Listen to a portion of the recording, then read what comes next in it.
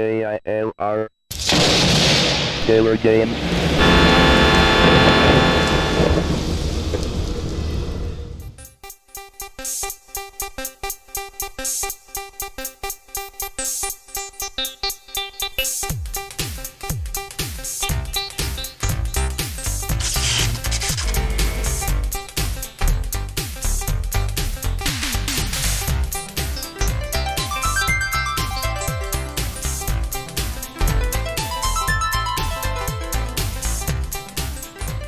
Hello gamers, simmers, and pilots. I am the Killer Gamer, and welcome to the tour around the world featuring, I almost said Microsoft, SubLogic Flight Simulator 2 for the Commodore 64.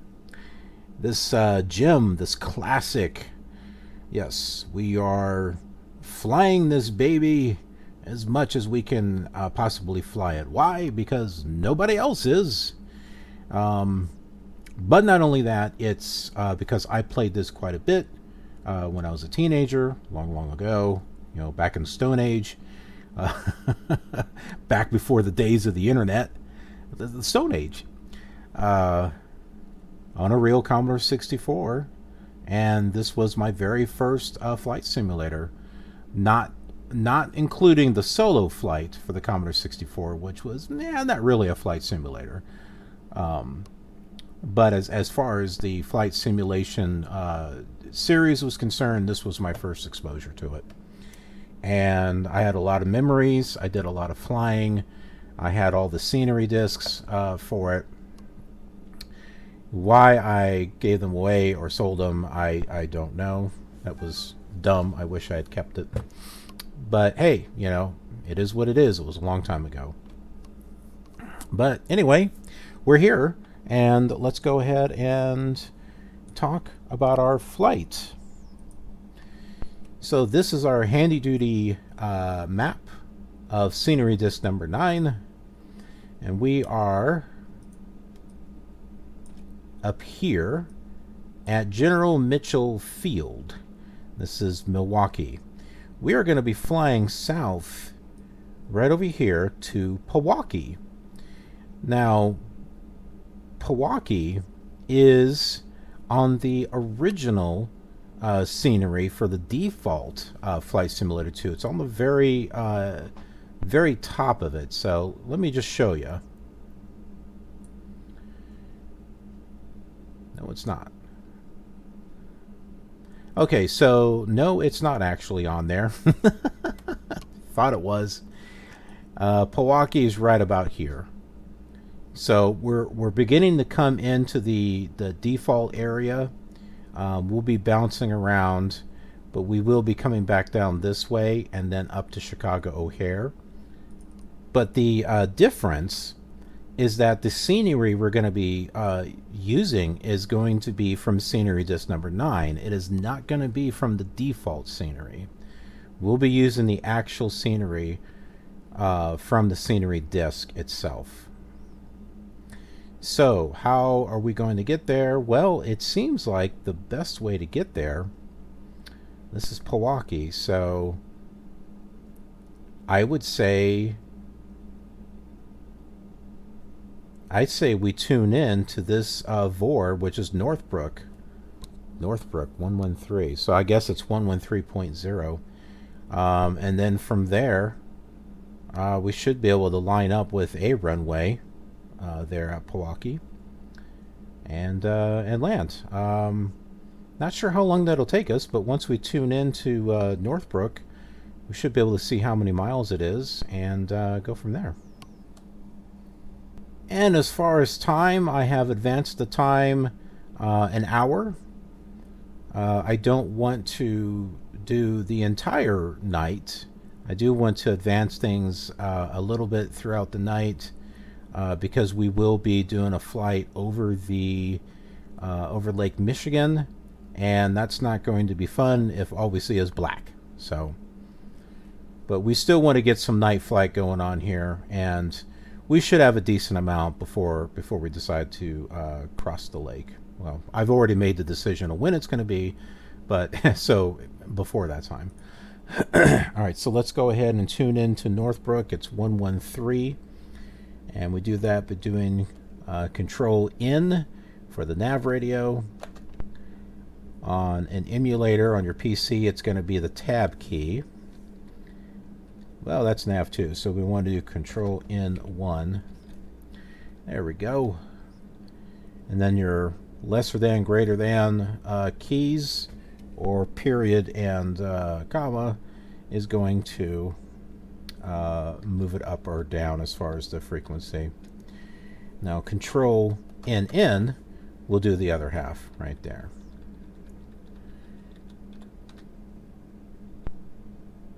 There we go, 43 miles. Control V now. We can go ahead and change our OBS here to find out which direction we need to go, which is 182. Now let's take a look at the radar. And we'll zoom in here. Again, that's the period and comma. Take a look at the runways. And I think the runway that we're sitting on right there is going to work out just fine. So we'll make a left, take that all the way to the end, turn around, and we will take off from there. Does that sound like a plan? That sounds like a plan to me. All right, Control C. If I can try, oh, Control D, not C. Control D will adjust our gyro compass. Control B is altimeter. Looks like that was fine. And then for our magnetos, we will go ahead. Usually you can just do Control M5, but let's do 1, 2, 3, 4, 5, and we'll, as if we're turning the keys. So. So Control M2 is our right one. Control M3 is our left. Control M4 is both. Control M5, start. And there we go. Now your semicolon and apostrophe right next to the enter key is going to be our throttle. There is no numerical keypad on the Commodore 64, so all the keys are like smack in the middle of the keyboard. So going, your pitch up is B, your pitch down is T, center is G, you know, that's where everything is at. Whoa! Spacebar is your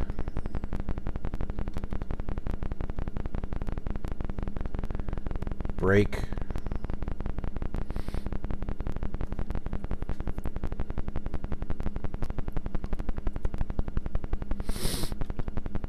There's our runway.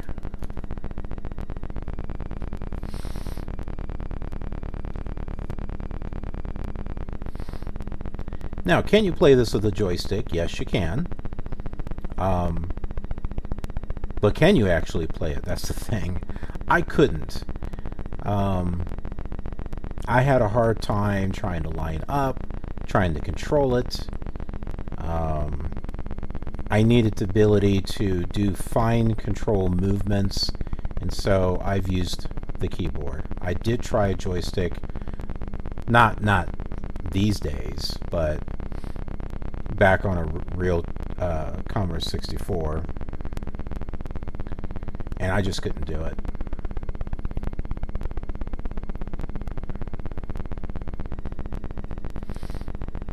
And when it comes right down to it, I used the keyboard for all of the old simulators.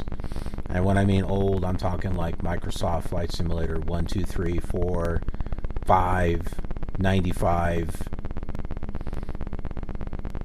98, up to that. And then with Flight Simulator 2000 and onwards, I use an actual game controller. Are we on the runway? Yeah, we're on the runway. Just didn't seem like we were on the runway there.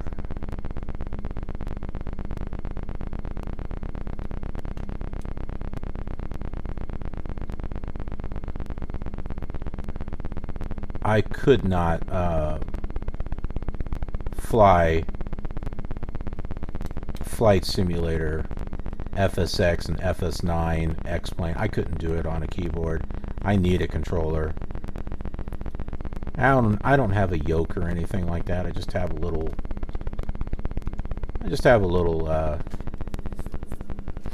gamepad thing. I got one of these, and it works out just fine for me. Alright, we are set to go. Go ahead and throttle up.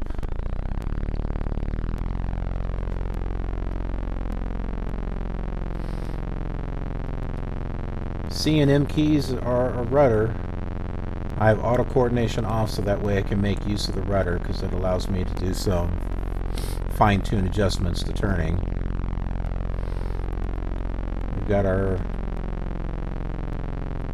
elevator trim in place, and we are airborne.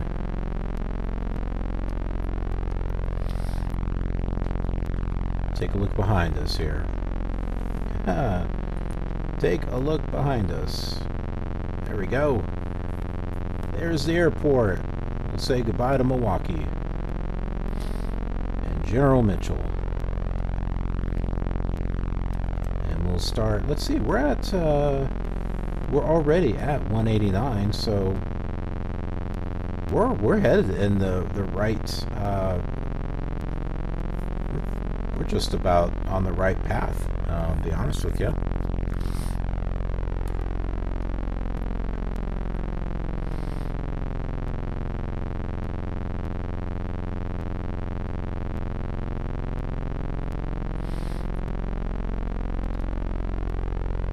To adjust our heading.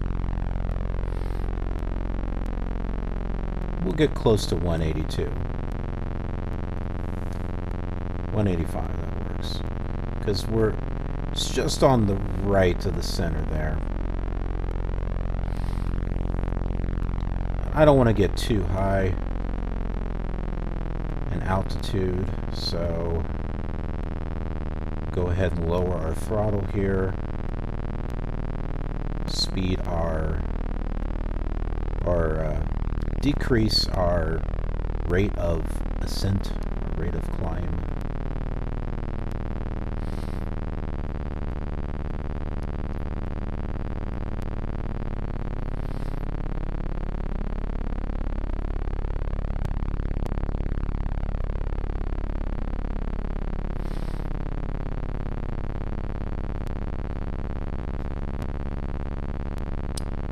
I believe the city that we're seeing over to the left there is Horuk.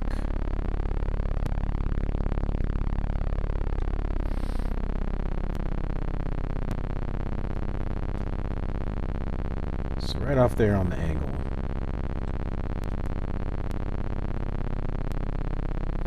I'm going to level off right around 3,000.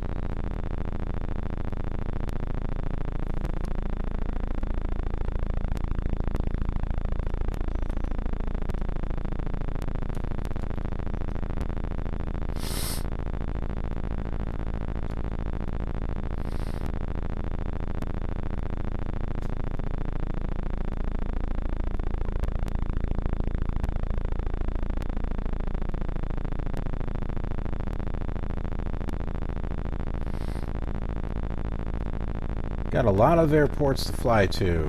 A lot of airports.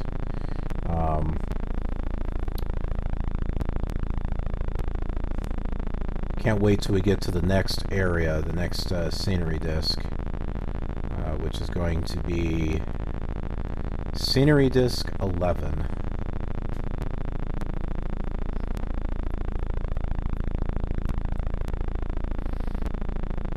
And there's actually two sides to these scenery discs.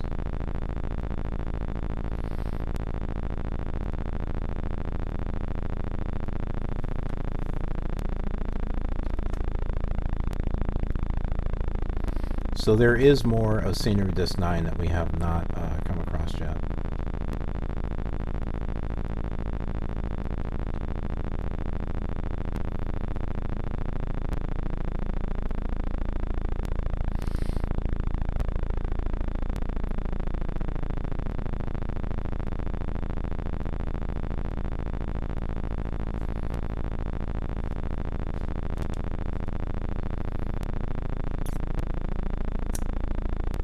Everything looks good. Go ahead and kind of chill out now for the next 36 miles. We'll do some more reading out of our manuals, our operating handbook, and our flight physics and aircraft control. Because there's going to be some, like maybe 250 to 3. My phone's making sounds. To 300 episodes of this series. And so we've got plenty to read here. Alright, physics of aircraft control. Pitch control. Assume that your aircraft is flying at a constant attitude at cruise power. Each of the four forces balance the others perfectly. Climb. Increase back pressure on the control yoke, up elevator, causes the aircraft to pitch up. Duh. Initially, the increased angle of attack results in excess lift, causing an acceleration upward. The aircraft is now, in effect, going uphill. This extra work will slow the aircraft to the point where all forces again balance, and the aircraft will be in an unaccelerated climb. Climb rate at this new equilibrium depends on available power and pitch attitude. This concept is illustrated in Figure 16. So here is Figure 16. Got the plane.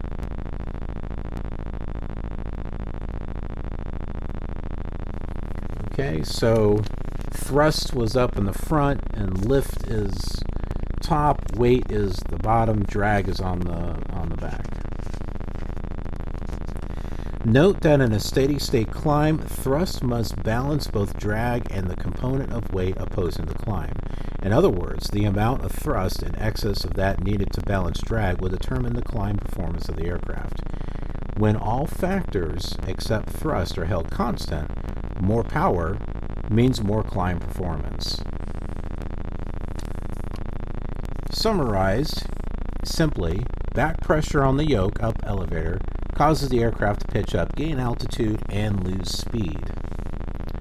Descent.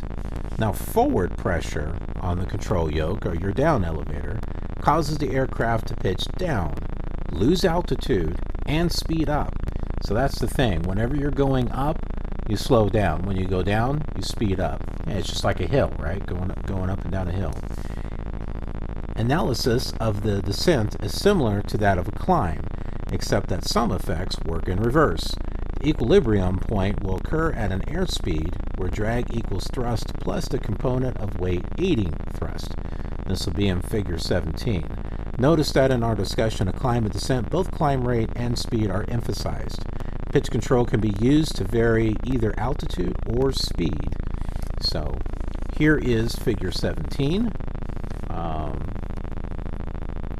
All the things on there are the same, so you've got lift there on the top of the plane, weight on the bottom, thrust on the front, drag on the back. And that'll be it for that section of the booklet.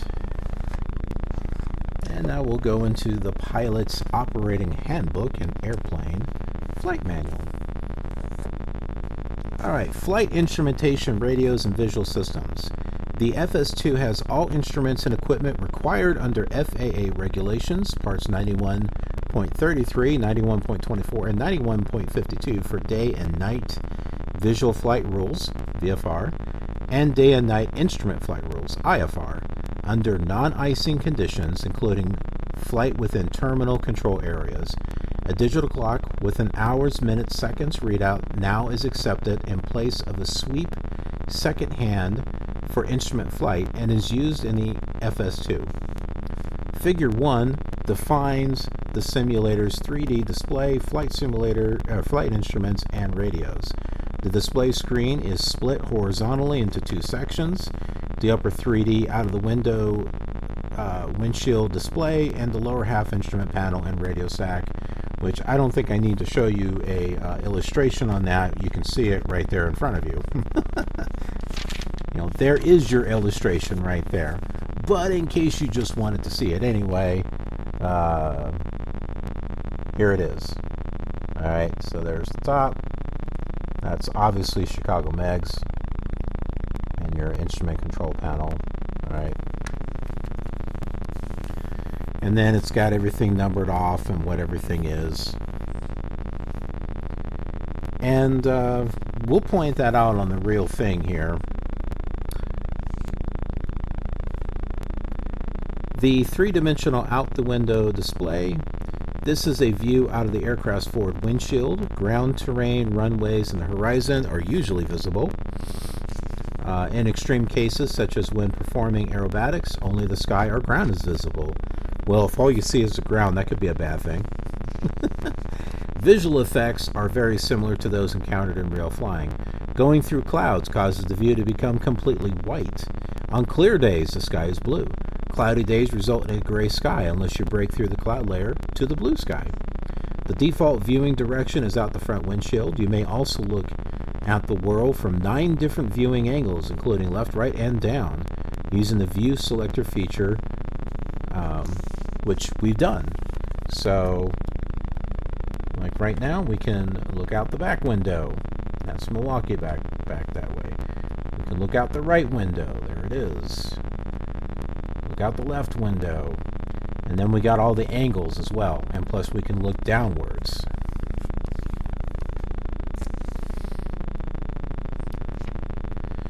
And the next part is going to be what all of the instruments are here. And we will do that next time.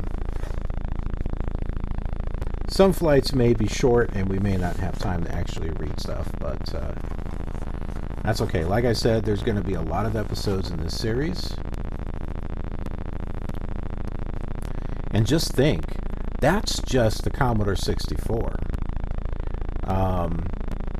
The Microsoft simulator, at least Flight Simulators 2 and 3, are going to have a bit more because they have access to scenery disc number 12, which is the New York, Maine. It's that northeastern part of the United States, which the Commodore 64 does not have.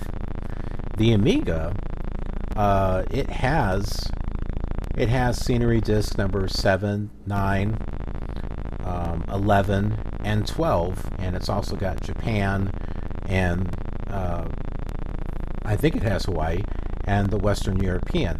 But it does not have the Western United States. It does not have scenery disc 1 through 6. So it'll have less episodes. But then Flight Simulator 4 and onwards, well, 4 for the most part, we should be able to go around the world with it, or at least give the impression with it. We may have to create some custom scenery in order to muddle our way through it. But at least with Flight Simulator 5, all the way up to Prepared and X-Plane, and heck, Flight Simulator 2020, the one that's going to be coming out next year. This is 2019, in case you're wondering. We will be doing the world tour on that as well.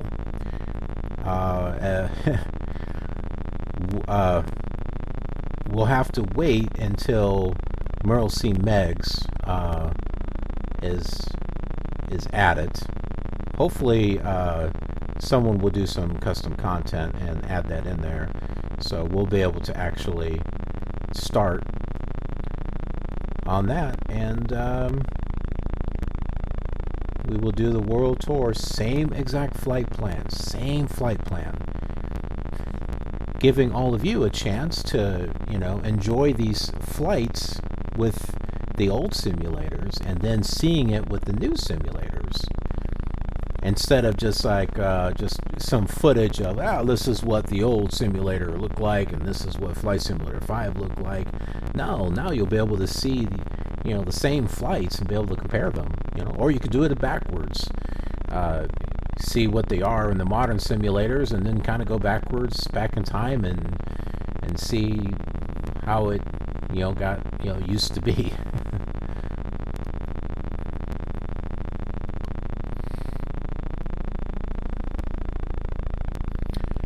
Got 22 miles to go.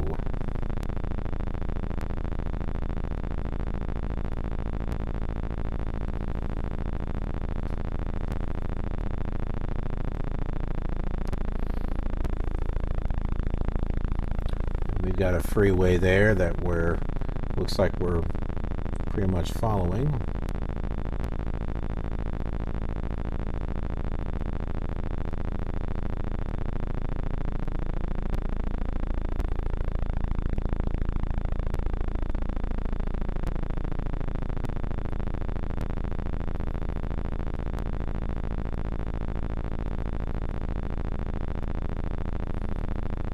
Gonna take a look and see how the stock market is doing.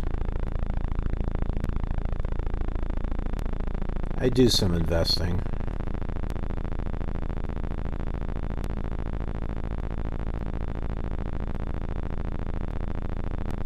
Oh wow, Apple stock got hit.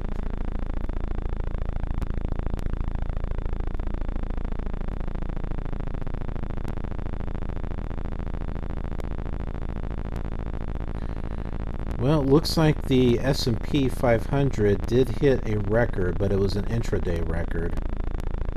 About 302. That's looking at SPY, the ETF, SPY. I had a couple of shares of stock in Apple, and I recently sold them because, I don't know, I'm a little weary about the stock market at the moment because it's slowly making its way up, but there's this whole thing going on with the trade war with China, and it's like everything with the market is being news driven at the moment. And of course the market is being driven by computers. A good, about 75% or more is driven by computers. So I'm trying to make a little bit of money, and then just kind of pulling out, and then waiting for one of those dips. When one of those dips happens, I can get back in with maybe a stock or two, and if it dips again, get another stock or two, and just kind of hold on to them until the market goes back up, and I make some money off of it.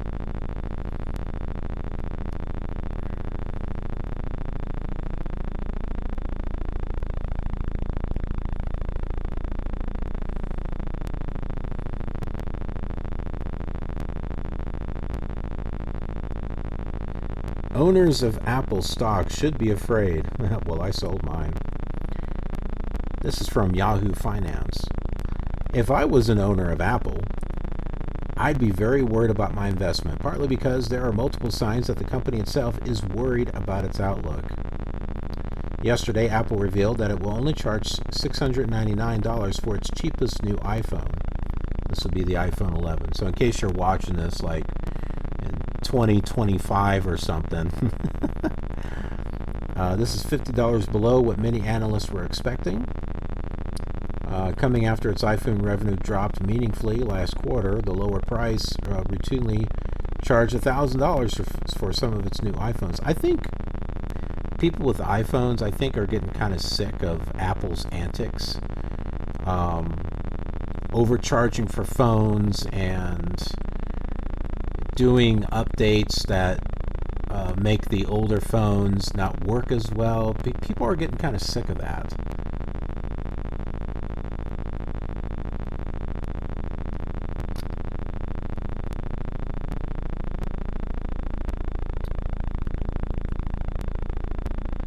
In addition to being tacit admissions of weakness, the pricing decisions will of course have negative implications for Apple's bottom line, and in combination with tariffs, the low iPhone price will probably significantly cut into its margins.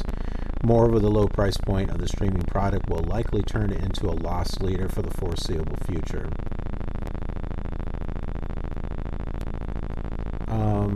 Owning Apple stock is really not a bad thing, especially for its dividends.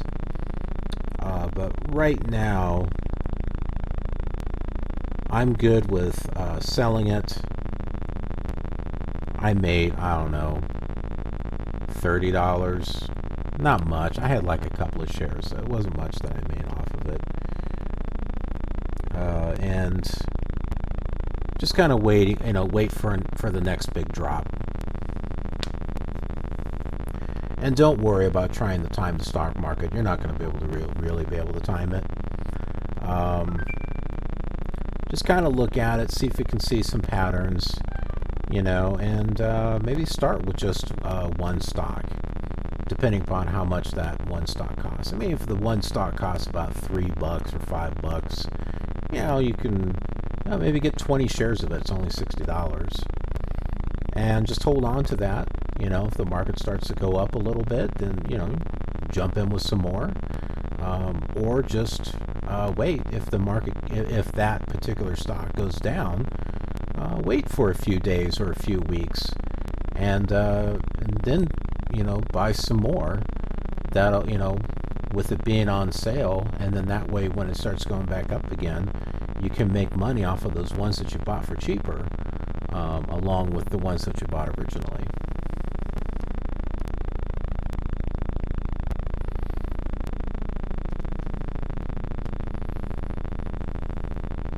Stay away from call options, call and put options. Stay away from those.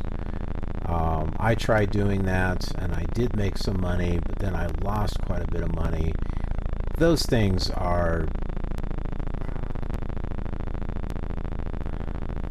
they're very risky. Because one, there's an expiration date on those. You don't really own anything. And the closer that option gets to expiration, the more worthless it becomes. It decays. It doesn't become worth as much as when you bought it. And the market has really got to move. It's got to move one way or the other and do a significant move for those call options to be really make any money for you. So it's kind of best to stay away from those. I still get options, but I use it as kind of like hedging. I use it for hedging. So like I'll get one on the general market, the S&P,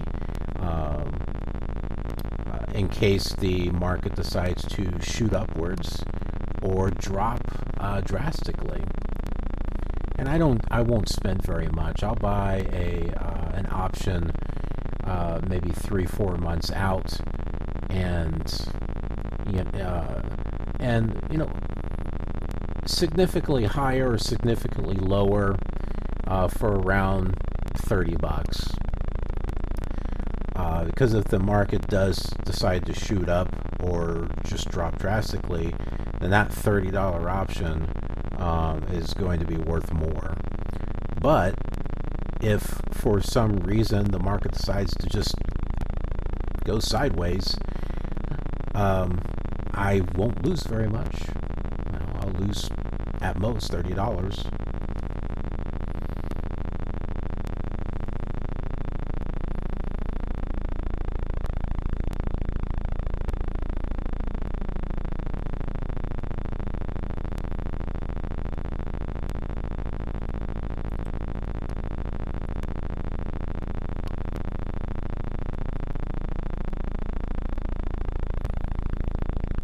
So Pal-waukee is going to be off in this area here. And I don't believe it's called the Pal-waukee Airport anymore. I think it's going by a different name.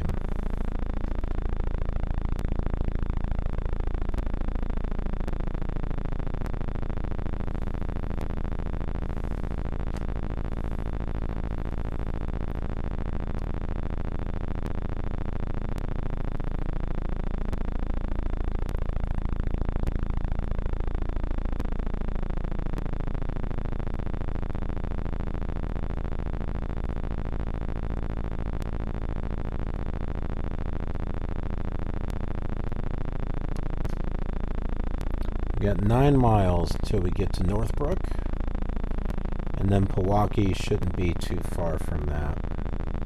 I would say when we get to about 5 miles, I think that's when we should start dropping some flaps, getting ready for our descent.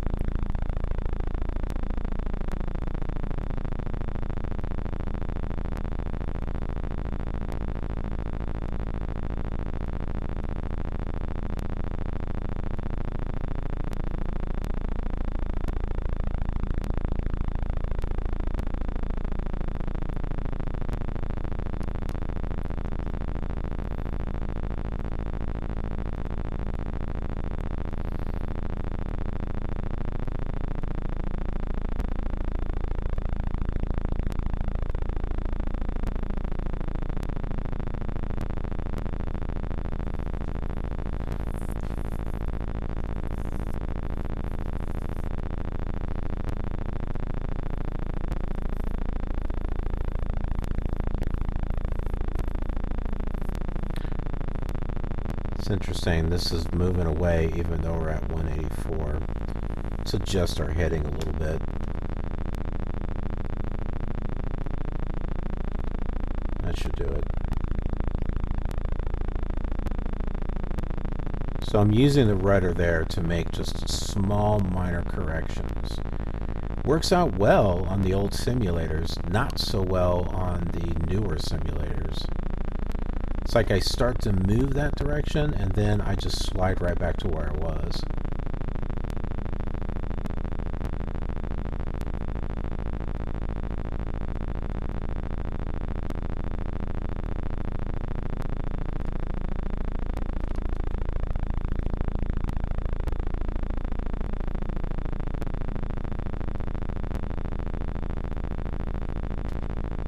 How are we looking here? Looking off in the at an angle to the left.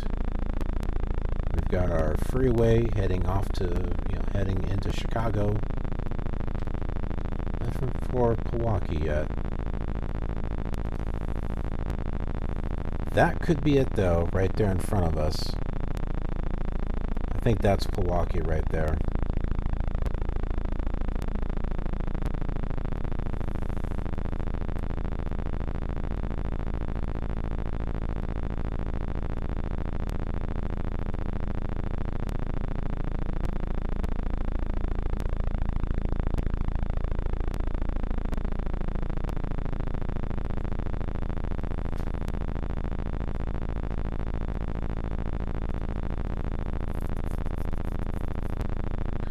And this little nub here that's kind of sticking out, it was there for a little bit, but I think that's our runway that we want to take.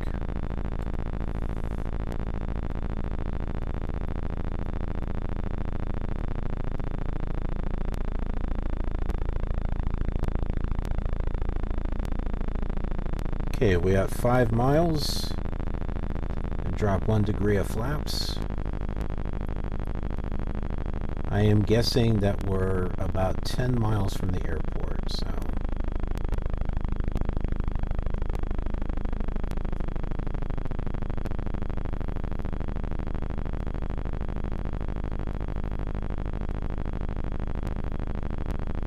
Let's descend to 2,500. We'll level out there.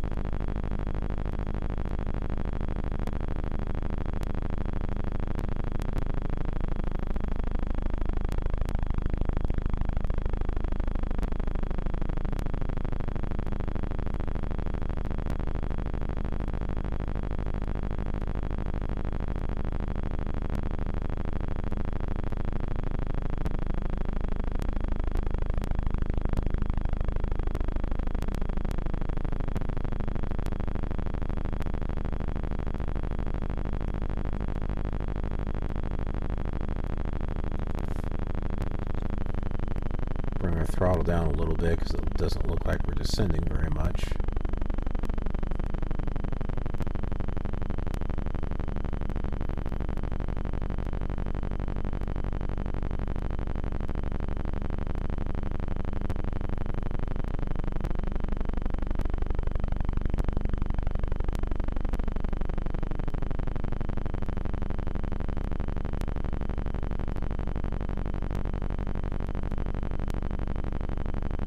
This is just exciting, isn't it? I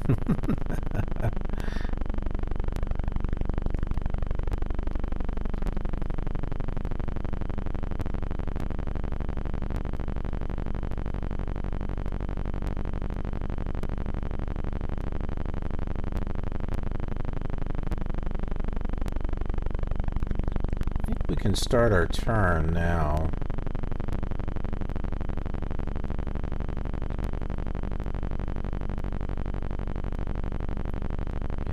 Turn there. Let's take a look at the radar. I'm not seeing anything just yet. Let's see if we can zoom out.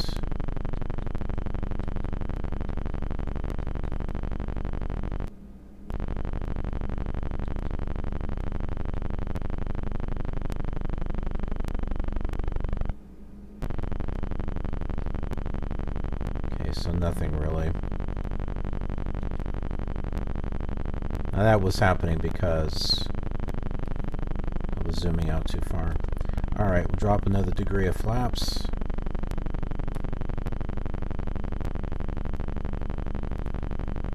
Let's make another turn. Just a little bit of a left adjustment here.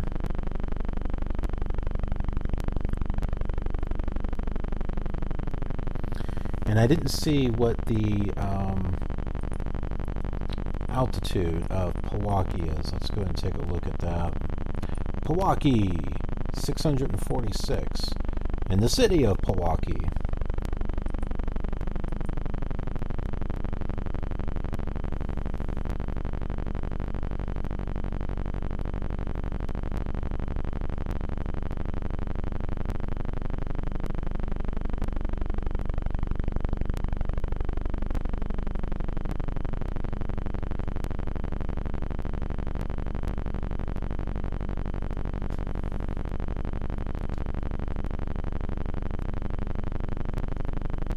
To adjust my course over to the right just a bit.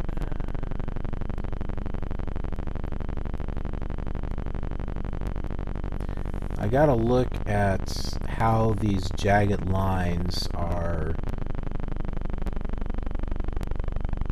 where they're located at, to kind of get an idea of what angle that runway is sitting at, so that way I can line up.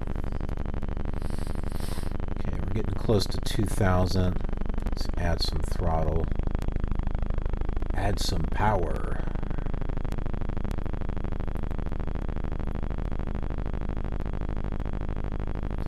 We are now heading from the airport.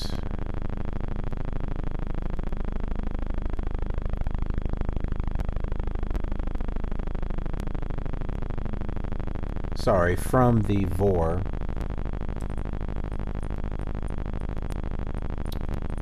From Northbrook.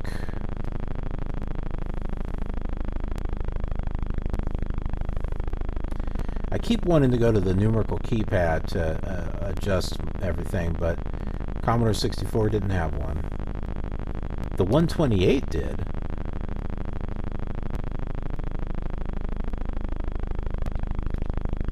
Oops.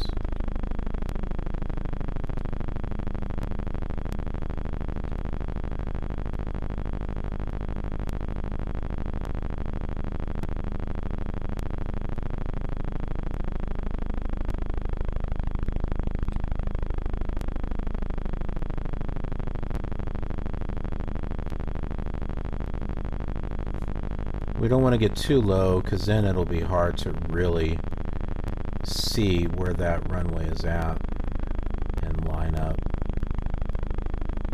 Check our radar again.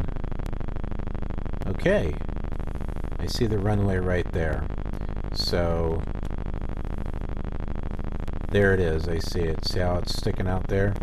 So let's head back over to the left. We'll get lined up with that runway right there.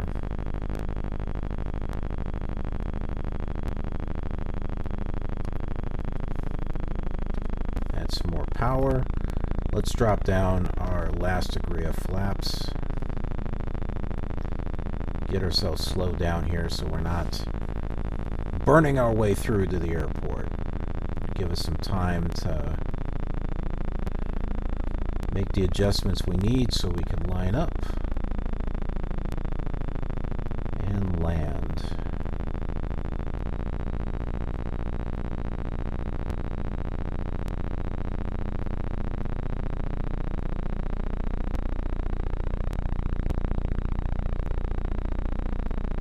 On one of my Amiga videos, there was a viewer who was saying, and I think I had crashed on that video, but he's like, you need to learn how to play. I'm like, dude, man, I've been playing this thing since 1984. And these, you know, I never claimed to be a perfect flyer. You know, hey, it's just like any other game, you know. Sometimes things don't go right and you wind up crashing, you know. Game over. Game over, man. Man, that's sad that Bill Paxton had passed away not too long ago.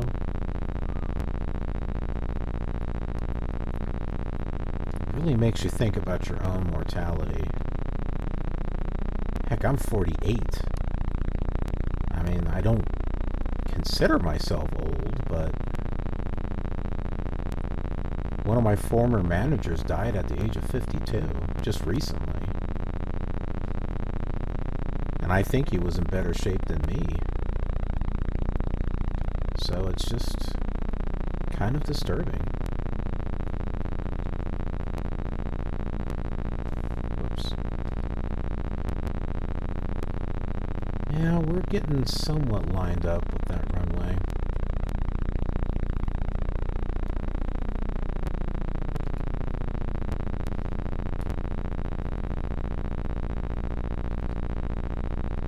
We are trying, that's for sure. Okay. I think we overshot it.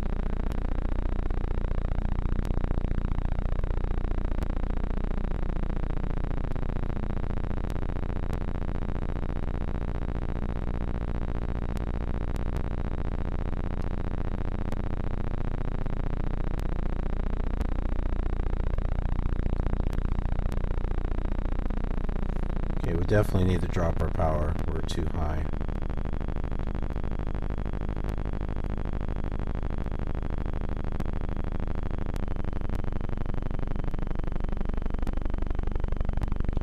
We want to try to land right when the first line gets really close here to this edge.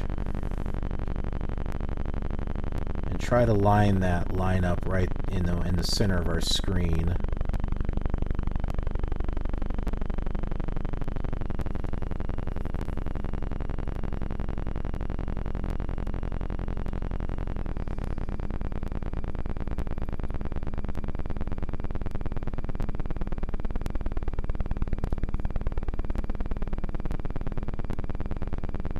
Go.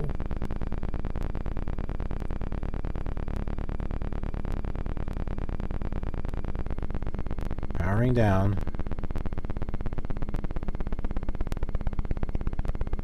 We're a bit high. Let's watch our speed. We don't want to stall.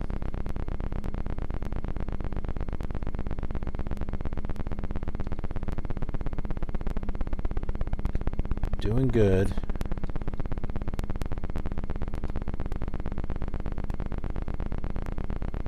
Okay, let's get some up elevator. Not too much. I'm like, what was that? And we've landed. Kind of bouncing a little bit there. Power down. Ourselves over to the runway a little bit.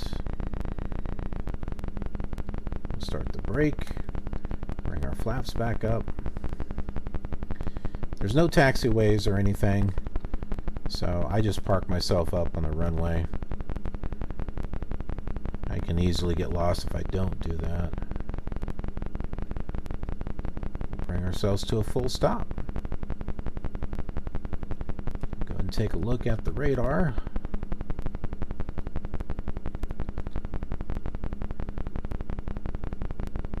Wrong way.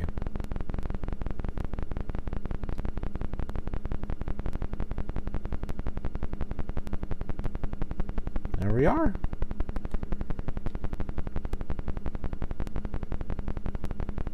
We can go ahead and power down. Control M1 for off. Here we are. We're in Pal-waukee. We're at the Pal-waukee airport. So, welcome.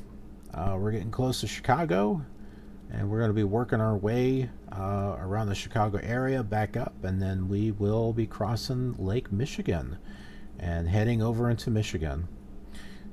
Thanks for joining me on this retro flight, and I will see you on the next leg of our journey.